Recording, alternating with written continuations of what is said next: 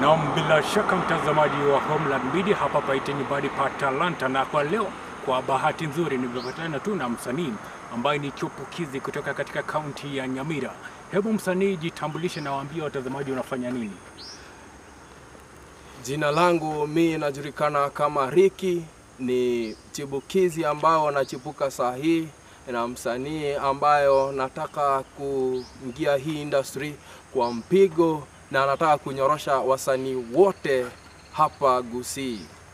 Na mitaani wanasema talanta inalipa. Je, kwako imeanza kukulipa?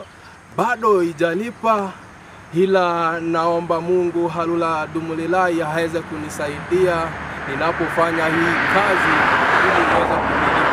Lakini bado nipate support ili niweze kuachieve kitu ambayo nataka katika hii maisha.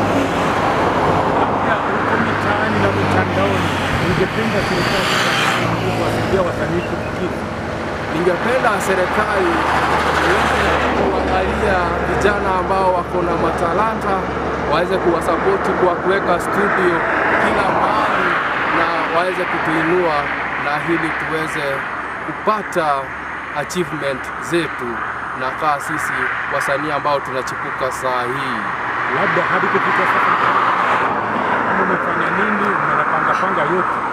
Nimetoa ngoma karibu 6, ngoma ambayo nimeweka YouTube, TikTok, nimeweka kila mahali media, na watu waingia hapo wa subscribe, na wakisubscribe watakuwa wamenisupport sana na nitashukuru sana, maana hiyo support ndio tunataka kama sisi chipukizi ambao tunachipuka saa hii. Sasa bwana Gilbert, sijui mbona niandike kwa mtandao. Hapa ni msanii ni style hapa ndio umetoa ile pinda sana mtandaoni. Ngoma ninayo, ngoma ya Kiswahili.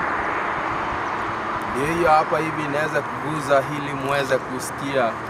Ndio hiyo ngoma. I'm working hard to change my music. When game ya muziki, mimi ndio the king. Naongoza bila gun, na madem na watongoza bila mane. Kitu nahitaji ni kutia bidii nione kama muziki itanilipa. Mistari yangu sihitaji kuandika kwa pepa, na ibeba kwa kichwa. Yeah. Ndio mtazamaji, hadi kufikia hapo ndio mwisho wa interview hii. Kumbuka kutufuatia katika mitandao yetu ya kijamii, katika mtandao wa TikTok, Facebook, vilevile na YouTube @Homeland Media. Mimi jina ni JN Dege. Tupatane baadaye.